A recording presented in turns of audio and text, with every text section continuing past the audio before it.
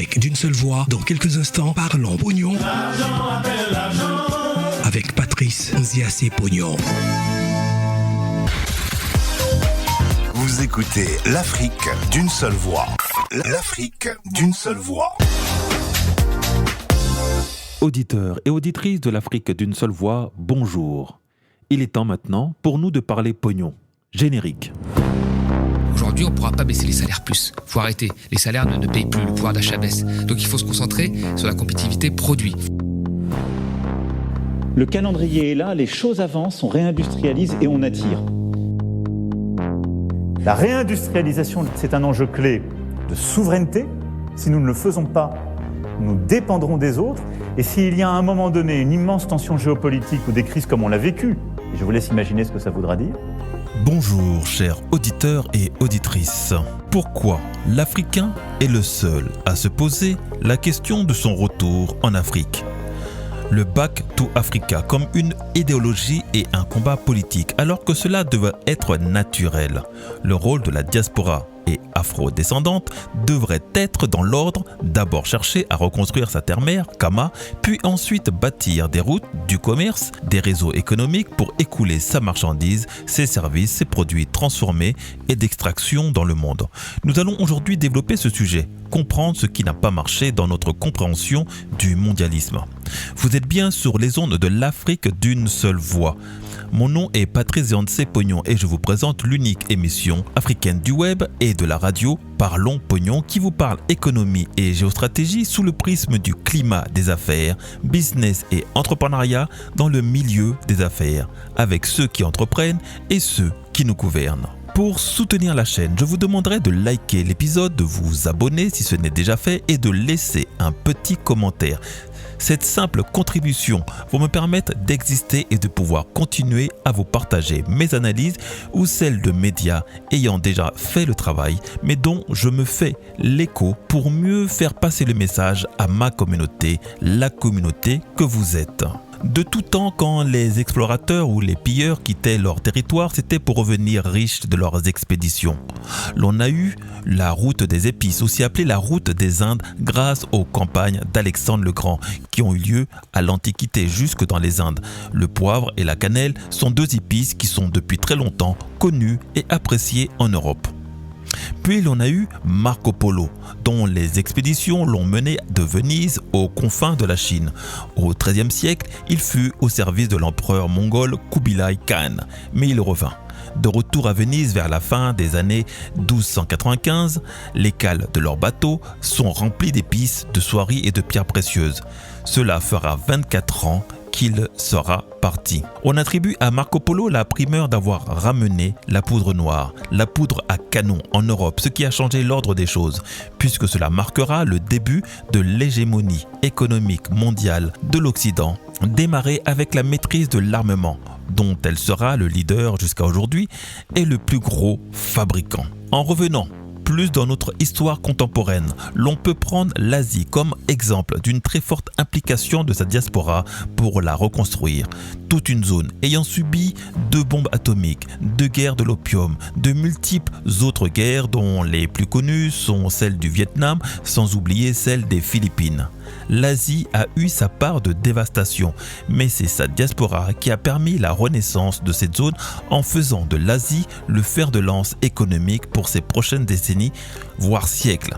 Ils ont su tirer des leçons du choc des civilisations et de la guerre économique pour mieux se protéger, anticiper dans l'avenir. Macron a enfin lancé sa campagne sur les thèmes de la réindustrialisation de la France et ainsi dévoiler à ciel ouvert pourquoi et comment la France doit le faire. Et cela va nous permettre, à nous, la diaspora africaine, de comprendre pourquoi nous devons le faire aussi sur le continent et comment le faire. Car nous n'avons pas été formés et éduqués pour bâtir, mais pour être soumis. Et ce bien malgré nous. Car même ceux qui vous diront le contraire, vous ne les sentirez jamais aussi à l'aise et détendus que lorsqu'un occidental est dans les parages, dans le projet et le drive. Le manque de confiance que nous avons entre nous et parmi nous démontre de notre entière soumission et aliénation envers notre prédateur et notre ancien colonisateur. Alors pourquoi le terme de prédateur ? Parce que l'Afrique vit une véritable prédation économique qui s'est organisée sous forme de guerre, une guerre économique. Une guerre économique qui a consisté à détruire entre autres son industrie artisanale et lui a coupé toute velléité d'émancipation économique sur le plan international. L'Africain n'a pas la main sur le cours de ses matières premières, ce sont les autres qui le lui imposent. Alors que les États-Unis imposent leur prix du gaz de schiste au reste de l'Europe, les Africains, surtout de la zone francophone, n'ont pas de monnaie. Le franc CFA est une monnaie régionale de seconde zone, comme il en existe des dizaines, voire des centaines en France, qui n'ont aucune valeur sur le marché international. Donc l'impossibilité de faire du commerce extérieur sans passer par un intermédiaire, par son geôlier économique. Il y a beaucoup à dire, mais aujourd'hui, grâce à son programme d'industrialisation, ou plutôt de réindustrialisation, nous allons voir, nous allons savoir, nous allons connaître tous les arguments de la raison d'une industrialisation. Faites ce que je dis, pas ce que je fais. Nous allons comprendre les dessous de l'impérialisme économique. Comprendre c'est quoi une stratégie de communication sur l'industrialisation de son pays. Votre exercice sera de remplacer le mot France par celui du nom de votre pays ou celui du continent. Nous allons pour cela écouter Emmanuel Macron qui a présenté ce jeudi 18 mai à l'Élysée son plan pour accélérer la réindustrialisation de la France et un extrait du débriefing acerbe de Thomas Porcher. Pour la réalisation de cet épisode, j'ai pioché allègrement sur les très nombreux médias en ligne, entre autres le Média et BFM TV Business, qui avait la primeur d'être présent lors de cette allocution du président Macron. Je voudrais commencer au fond par deux constats qui sont sans appel et je pense sur lesquels on doit s'appuyer pour essayer en effet d'accélérer mais de construire une action utile. D'abord, la France s'est davantage désindustrialisée que les autres pays en Europe. Il y a eu une crise et une désindustrialisation qui a frappé beaucoup d'économies, mais nous avons subi une désindustrialisation plus importante. Parfois, on l'a laissé faire. Il y a eu un choix presque idéologique de dire finalement l'industrie, ce ne sont pas les bons emplois. Il vaut mieux aller vers le service, être un pays au fond de service et de tourisme. Et puis, ça a été aussi subi. Et vous le voyez, on a perdu 12 points à la part de l'industrie dans le PIB français en un peu plus de 40 ans. Et en effet, des pertes d'emplois industriels qui vont avec. Et donc, cette désindustrialisation, elle fait que depuis la fin 2000 jusqu'à l'été 2017, nous avons perdu chaque trimestre des emplois industriels. Et qu'il y a eu, au fond, près d'1 million d'emplois industriels en moins durant cette période. Ce que nous avons découvert à notre dépens, c'est que ça entraîne toute l'économie vers la décrue, parce que quand l'industrie s'en va, les services qui y sont attachés s'en vont, et les administrations qui restent pour tenir un territoire partent avec. Et donc l'industrie a un rôle structurant, économiquement, territorialement.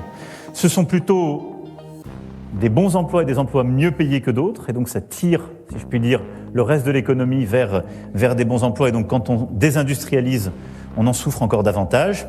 Et donc il y a une phase de désindustrialisation, si je puis dire, progressive. Il y en a une quand d'autres pays font les réformes au début des années 2000 qu'on ne fait pas, et post-crise financière, on désindustrialise encore plus vite que les voisins, donc il y a eu un aspect procyclique.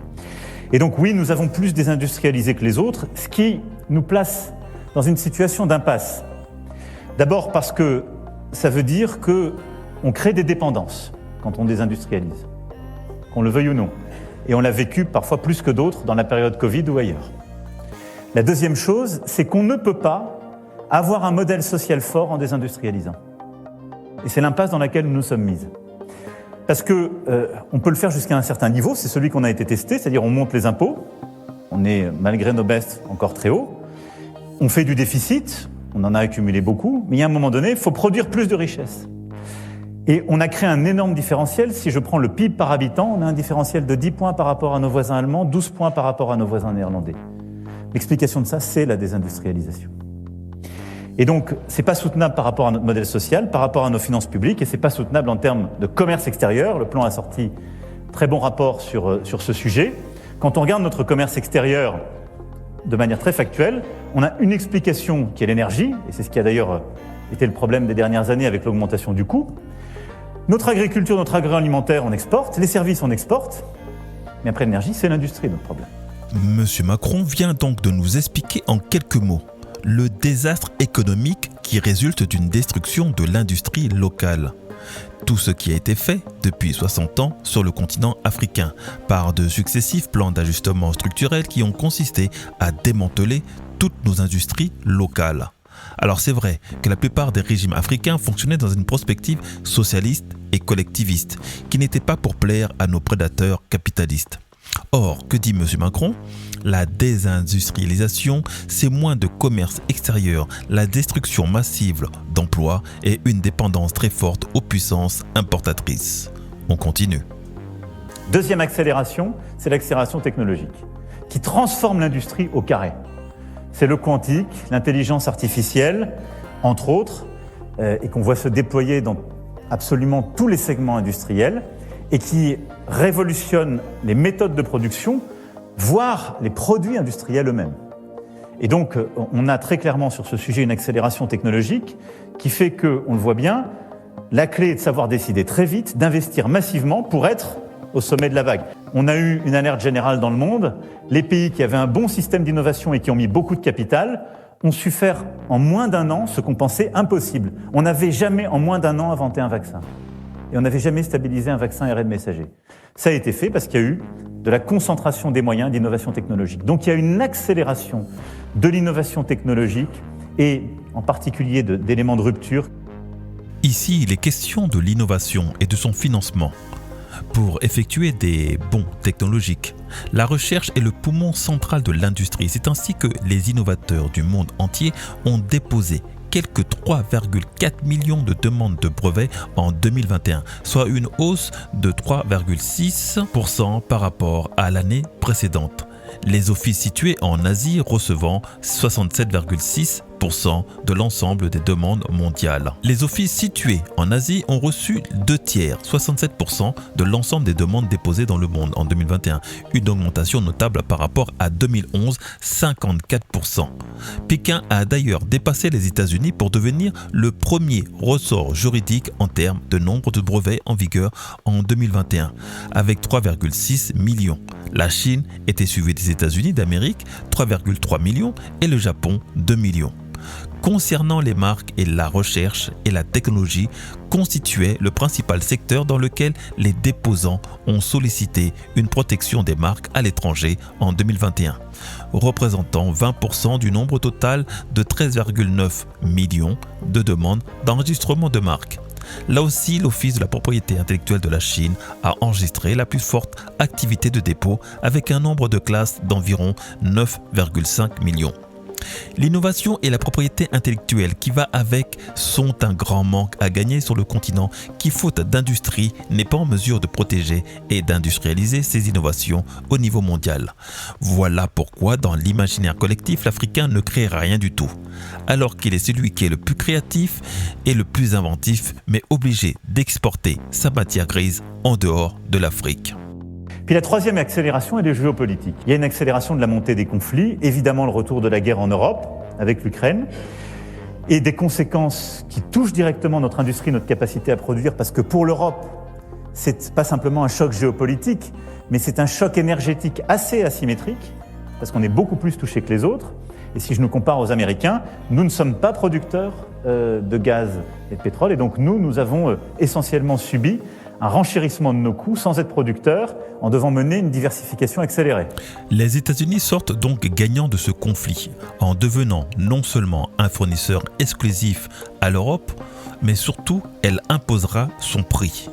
Ce qui a toujours été refusé à tous les producteurs d'énergie, surtout ceux de l'OPEP, qui étaient obligés d'organiser la pénurie pour faire jouer les cours du pétrole.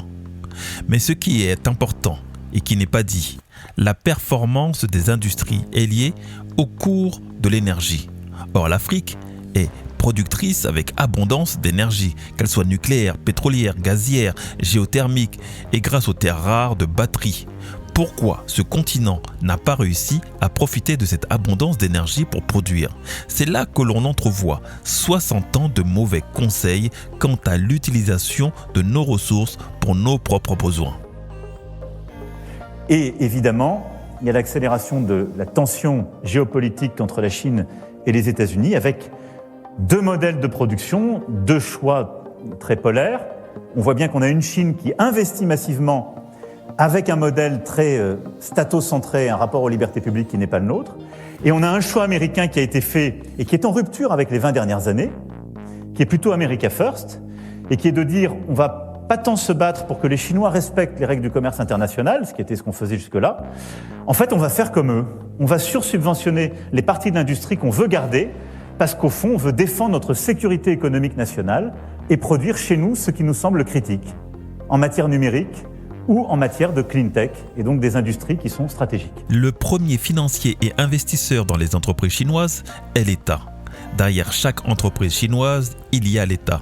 Ce dont se plaint M. Macron, qui pourtant subventionne énormément et abondamment l'agriculture française à l'export. C'est ce qui a contribué à détruire, à tuer nos industries agricoles locales, qui se retrouvent à vendre plus cher des produits fabriqués à plus de 5000 km de leur lieu de production et de transformation. La Chine applique ce même procédé sur l'ensemble des productions chinoises, en plus d'un coût de la main-d'œuvre moindre, mais surtout en contrôlant l'inflation locale pour maintenir un pouvoir d'achat soutenable par les plus pauvres. D'où l'importance de l'implication de l'État, là où nos États africains sont complètement démissionnaires et à la recherche d'investisseurs. Alors que c'est à l'État d'être le premier investisseur de son économie locale.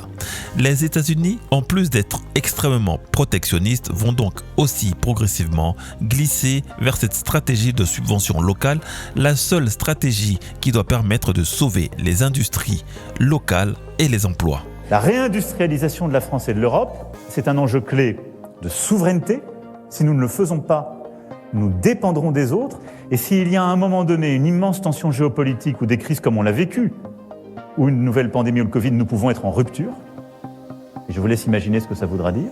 Donc c'est un élément de souveraineté. Voilà le passage que je souhaitais que vous entendiez. L'industrialisation est une clé majeure de la souveraineté d'un État.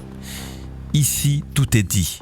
L'on ne peut pas parler d'émergence ou de développement sans avoir mis en place une stratégie industrielle, quelle qu'elle soit. Elle n'est pas obligée d'être copiée ou calquée sur la Chine ou l'Allemagne, la France ou les États-Unis, mais elle doit exister pour qu'un État reste indépendant. Zéro industrie, c'est zéro démocratie. Le souverainisme passe par la maîtrise de son économie, la maîtrise de son industrie. La réindustrialisation, c'est le plan annoncé par Emmanuel Macron jeudi dernier. Industrie, ce mot un peu galvaudé qui ne paraît pas intéressant, pas sexy. Et si c'était le cœur de nos mots, la désindustrialisation, ce qui a vidé nos petites et moyennes villes, appauvri les classes prolétaires et moyennes, nous a rendus dépendants de l'extérieur, on l'a vu pendant les crises, et a détruit notre pouvoir d'achat. Thomas, jeudi dernier, Emmanuel Macron a dressé un état de la désindustrialisation en France, une dynamique depuis 40 ans. Avant d'entrer dans le plan du président, peux-tu, toi, nous présenter l'état de l'industrie française et en quoi elle est centrale dans nos vies quotidiennes et en lien avec toutes les questions qui font problème aujourd'hui? La France a connu ces 30-40 dernières années une forte désindustrialisation. Beaucoup plus forte que certains de ses voisins, beaucoup plus forte que les États-Unis, beaucoup plus forte que l'Allemagne, mais moins forte quand même que le Royaume-Uni ou que l'Italie. Alors cette industrialisation, elle est due à quoi? Elle est due à la première chose, la financiarisation de l'économie. C'est-à-dire que le mode de fonctionnement de l'économie a radicalement changé. Vous avez l'entreprise qui s'est mise à travailler beaucoup plus pour l'actionnaire que pour le reste des parties prenantes. C'est-à-dire que vous aviez le dirigeant qui avant avait un salaire normal et qui avait des plans pour l'entreprise, parfois des plans de long terme, et puis l'actionnaire récupérait une partie du profit. Et tout fonctionnait assez bien comme ça. Les actionnaires ont cru que le manager allait servir son propre intérêt plutôt que leur intérêt à eux. Donc, ils ont inventé une rémunération du dirigeant en fonction de ce qu'on leur donnait aux actionnaires. Donc là, le sort du dirigeant a été relié à celui des actionnaires. Or, les actionnaires ont une volonté d'avoir des gains sur le court terme. Et parfois, une entreprise nécessite des investissements de long terme. Donc à partir de ce moment-là, c'est là qu'on est entré dans cette logique actionnariale qui a visé à compresser les coûts. C'est par exemple à faire que quand on avait des grandes industries comme des conglomérats, on les divise en entités homogènes et on élimine l'entité la plus faible, celle qui fait le moins de bénéfices, même si parfois elle fait des bénéfices, pour faire plus de profit et faire remonter la valeur de l'action qui profite à l'actionnaire. Et donc le résultat est là sous nos yeux, c'est que vous regardez entre 1980 et 2000, on a perdu pratiquement 10 points sur l'emploi, on est passé de 22 à 12% la part de l'emploi industriel. Vous avez eu depuis 2008 936 usines qui ont fermé, c'est-à-dire à peu près 5 par mois dans la différence générale, je parle d'usines de plus de 50 salariés. Et puis par rapport à 99, quand on regarde aujourd'hui, on a moins d'industrie qu'en 1999, alors que certains pays, comme les États-Unis ou d'autres, en ont plus, bien sûr. Donc il y a eu une très forte désindustrialisation. Et puis derrière ça, il ne faut pas oublier de dire que ça a joué contre nos champions nationaux, parce qu'on avait un certain nombre de champions nationaux qui étaient des leaders au niveau mondial.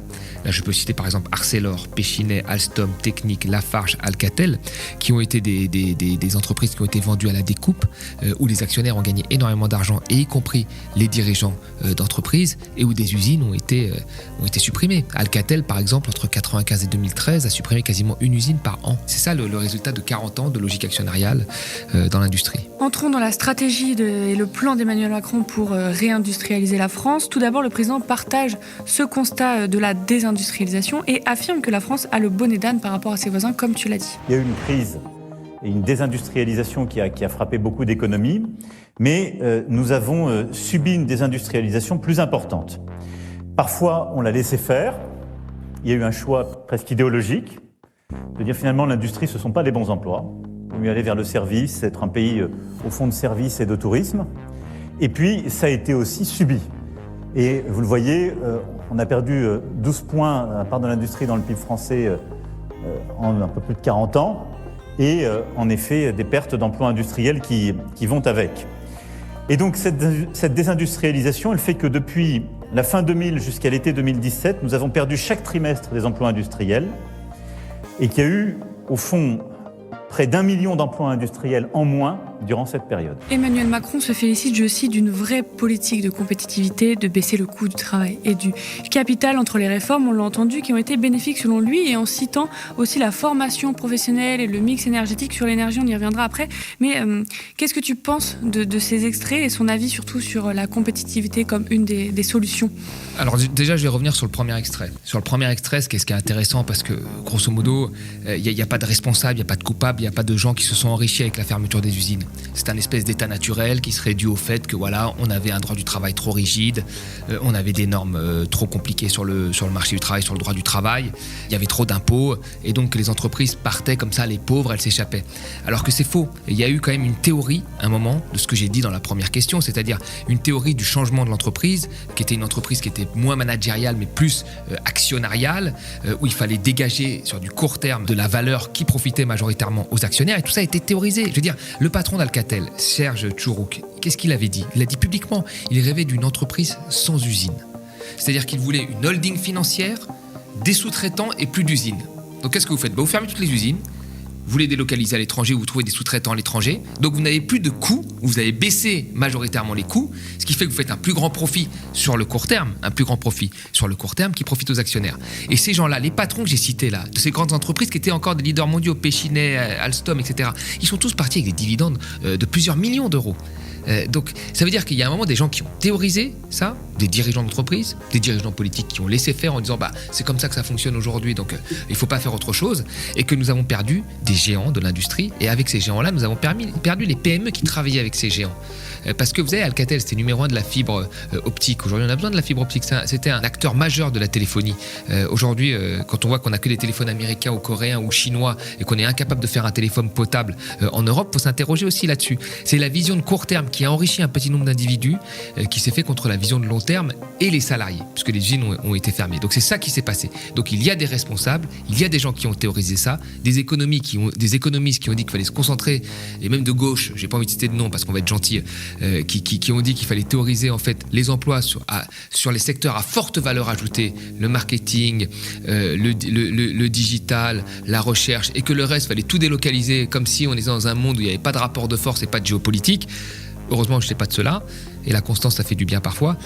Donc tout ça, ça a été théorisé par des classes intellectuelles et des dirigeants politiques et des dirigeants d'entreprises qui en profitaient. D'accord ? Ça, c'est la première chose. Ce n'est pas un état de fait de la nature. Donc ça, il faut le rappeler. La deuxième chose sur la compétitivité. Emmanuel Macron, quand il dit après 2008, il y a plus d'entreprises qui ont quitté notre territoire. Mais il faut comprendre ce qui s'est passé à ce moment-là. Encore une fois, il y a eu des dirigeants qui en ont profité. Qu'est-ce qui s'est passé en 2008 ? Il y a eu une crise majeure. Cette crise majeure a fait que l'économie a été en récession. Comme elle a été en récession, l'argent public a soutenu un certain nombre de secteurs, par exemple le secteur automobile, avec de l'argent public. Qu'ont fait une grosse partie des dirigeants avec cet argent ? Ils ont récupéré l'argent, ce qui leur a permis de combler l'effet de la baisse du carnet de commandes. Mais comme il fallait encore faire des économies, elles ont délocalisé en même temps. Elles ont même délocalisé parfois en Europe, parce qu'en Europe, on peut délocaliser facilement. Donc elles ont profité d'un État qui était plutôt sympathique, un État protecteur en France, tout en, de l'autre côté, délocalisant pour faire encore plus de bénéfices. Et donc elles ont profité finalement de l'argent de l'État sans vouloir payer les impôts qui étaient dus, et elles sont délocalisées. Ce qui fait que dans cette affaire-là, après 2008, il y a encore des gens qui se sont beaucoup enrichis, qui n'ont pas connu la crise, et ça il faut le dire, qui n'ont pas été fair-play. Et ça, il faut le dire. Et là, Macron, il a encore une fois, il oublie de rappeler qu'il y a des gens qui en profitent. C'est assez bizarre. Et enfin, la dernière chose que j'aimerais dire, et après je répondrai à ta question, c'est que Macron, il n'a jamais parlé d'industrie en 2017. Il a parlé de la Startup Nation. La Startup Nation, c'est quoi ? C'est plein de petites entreprises, plein de petites PME, plein de petites micro-entreprises, l'ubérisation de l'économie. Il a théorisé ça, il n'a pas parlé de l'industrie. Or, l'industrie était importante, et elle est toujours importante. Elle est importante en termes d'emploi, parce que c'est quasiment 50% des emplois quand on prend les très grandes entreprises et les moyennes entreprises, et Macron n'en a pas parlé. Donc là, il se rattrape en disant oui, l'industrie c'est important, rien n'est de ma faute et je vais garder une constance, mais la réalité c'est que l'industrie n'intéressait pas trop avant, c'était plutôt la Startup Nation. Sur la compétitivité que voit Macron, il n'en voit qu'une seule, c'est la compétitivité coût. Il y a deux types de compétitivité. Il y a la compétitivité sur les coûts, je veux baisser mes coûts pour être plus compétitif que mon voisin, et la compétitivité sur les produits. Je veux avoir un produit de meilleure qualité que mes voisins vont demander. Par exemple, quand vous comparez une Mercedes et une Renault, la Mercedes, là, c'est une compétitivité produit. Elle est plus chère que la Renault, pourtant les gens veulent plus d'une Mercedes que de la Renault. Donc c'est un produit de meilleure qualité. Donc quand on veut être un pays en général émergent ou pauvre, on se concentre sur la compétitivité coût. On baisse nos coûts massivement pour attirer nos investissements directs étrangers. Quand on a un pays qui veut être en amont de l'innovation, c'est plutôt l'inverse. Il faut aller plutôt sur la compétitivité produit. Et ça nécessite quoi ? Des investissements publics forts en amont de la chaîne de production pour créer de l'innovation, type Internet, énergie renouvelable et ainsi de suite. Et il faut un État stratège, choisir des gagnants. Ce n'est pas qu'une question de je baisse les coûts. Parce qu'à ce jeu-là, on va baisser les coûts, on pourrait être plus compétitif que la Roumanie, puis après plus que la Chine, puis après il faut fabriquer des vêtements moins chers que Shein, et ainsi de suite. Et parce que en fait, ce que font les Chinois aujourd'hui, c'est qu'ils nous prennent à notre propre jeu de la compétitivité. Voilà, vous êtes venus chez nous fabriquer moins cher, nous on fabrique chez nous maintenant avec nos propres marques encore moins cher que vous. C'est ça qu'ils nous disent. Est-ce que c'est ça ? Est-ce que c'est une bonne issue ? Non, c'est pas une bonne issue pour les droits sociaux et c'est pas une bonne issue pour l'environnement. Donc la compétitivité coût, elle a ses limites. Aujourd'hui, on ne pourra pas baisser les salaires plus. Il faut arrêter. Les salaires ne payent plus, le pouvoir d'achat baisse. Donc il faut se concentrer sur la compétitivité produit. Sauf que ça demande un peu plus de réflexion. Et c'est beaucoup plus compliqué que de casser le droit du travail ou de baisser les impôts. Voilà donc une des clés de l'industrialisation, la gestion des coûts. Quantité ou qualité ? Je pense que l'Afrique devra surtout se concentrer dès le début sur la qualité, car personne ne sera en mesure de battre à ce jeu de quantité la Chine. Surtout que la qualité, pour nos industries artisanales, est la vraie issue. Alors que devez-vous retenir ? Pas de souveraineté nationale sans industrie. Ce ne sont pas les armes qui nous garantiront notre autonomie, mais notre capacité à créer de la valeur et savoir la vendre à l'export. Les derniers forums économiques en France, France-Afrique, n'avaient comme seul mot d'ordre « aller à la conquête de l'Afrique pour les sociétés françaises », car leur réindustrialisation passera inévitablement par l'extermination de notre artisanat, notre savoir-faire et le pillage de nos ressources et créativité. À nous de comprendre et de nous mobiliser pour créer notre écosystème industriel. Il existe pour ça un programme industriel innové par un économiste camerounais, Jean-Paul Pougala. Vous devez de tous y souscrire. Les Africains, ils savent faire foule, mais sans objectif de créer des actifs. Ils savent se réunir pour faire la fête, ils savent se réunir pour dépenser, mais ils ne savent pas se réunir pour accumuler la richesse, pour créer la richesse et accumuler la richesse. Nous sommes dans un modèle capitaliste aujourd'hui, mais l'Africain est perdu dans ce modèle. Pourquoi il est perdu? Parce que c'est un modèle qui ne correspond pas à notre réalité. Mais oui, nous c'est la masse, c'est la collectivité, c'est la communauté qui compte, ce n'est pas l'individu. Malheureusement, quand on va le dire comme ça, dans le modèle économique qu'on connaît, on a le marxisme. Mais le marxisme, c'est bien pour les Européens, c'est bien pour l'Europe, mais pas pour l'Afrique. Parce que Karl Marx parlait d'une société déjà industrialisée. Donc nous, on ne peut pas appliquer le marxisme en Afrique. C'était l'erreur de nos prédécesseurs, de Sankara, Lumumba, un peu tout ça, l'UPC au Cameroun. Le marxisme ne pouvait pas être adapté à l'Afrique parce que c'est lui qui l'a conçu pour une société où il y avait déjà de l'usine, où il y avait les manœuvres. Nous, on n'a pas d'usine, on n'a pas de manœuvre. Donc il faut un nouveau modèle pour l'Afrique. Et c'est ce que j'ai essayé de penser, parce qu'il fallait d'abord penser avant de chercher à le réaliser. Donc, pour que l'Afrique s'en sorte, on a besoin des États forts. Mais ces États forts doivent être incarnés par des hommes forts. C'est quoi des hommes forts? C'est des gens qui n'ont pas faim. C'est des gens qui ne peuvent plus se présenter avec le chapeau à la main. C'est des gens qui doivent apprendre à ne pas se mettre à genoux. Malheureusement, la quasi-totalité des intellectuels que nous avons aujourd'hui ont été formés, ont été formatés pour dire merci le maître, merci celui qui leur a enseigné le français, celui qui a enseigné l'anglais. Et ces hommes de demain doivent être des hommes exceptionnels. Comme disait William Dubois, la communauté noire ne peut pas s'en sortir avec des hommes normaux. Ça ne peut pas aller. Les hommes normaux vont suivre la règle de la société telle que le maître a définie. Il faut des rebelles. Il faut des gens qui soient extraordinaires. Et ces gens extraordinaires, nous cherchons de les faire émerger à travers cette initiative de l'Institut d'études géostratégiques. Il est temps pour l'Afrique donc de se mettre sur la selle de la conquête commerciale, économique, et pour cela m'est venue une idée. Et si nous percevions la Russie comme un nouveau marché potentiel pour l'Afrique et les Africains? La barrière douanière nous empêchant d'accéder à l'Occident, pourquoi ne pas se détourner vers la Russie, abandonnée par l'Occident pour divergence d'opinions et de valeurs? Juillet-août, la Russie organise un grand forum économique, une main tendue vers l'Afrique. Pourquoi ne nous organisons-nous pas pour y aller ensemble et voir comprendre ce qu'ils auraient à nous proposer? Le malheur des uns fait le bonheur des autres. À nous, Africains, de saisir ce conflit comme une opportunité pour conquérir de nouveaux marchés. Il y a là un défi logistique, culturel et financier qui doit nous permettre de nous sortir de notre sommeil, apprendre à vendre, apprendre à produire, mais sans tomber dans l'excès et le gaspillage. Le calendrier est là, les choses avancent, on réindustrialise et on attire.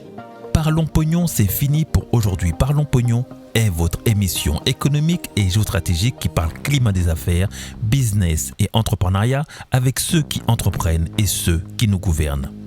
Avec vous donc, mes chers auditeurs. Rendez-vous chaque jour à la même heure, au même endroit, sur les ondes de l'Afrique d'une seule voix. Et si, comme tous mes intervenants, vous avez des expériences à partager avec des chiffres, des statistiques et des objectifs de conquête économique, africains ou panafricains, si vous souhaitez mener à maturité votre projet et le développer sur le continent ou à l'international avec stratégie et méthodologie, contactez-moi sur WhatsApp au 00 336 650 212 83 ou directement sur mon Telegram à Parlons Pognon. Une idée comme ça et j'attends votre retour sur cette proposition. Organiser une délégation d'entrepreneurs et investisseurs africains désireux de voir et savoir comment se créer de nouvelles opportunités de marché d'affaires, évaluer le climat des affaires et le milieu des affaires, en se rendant par exemple ensemble au prochain forum économique Russe-Afrique à Saint-Pétersbourg et plus tard peut-être à la foire de Canton en Chine. Dites-moi si l'idée vous plaît et contactez-moi sur la plateforme de l'Afrique d'une seule voix. Vous écoutez l'Afrique d'une seule voix.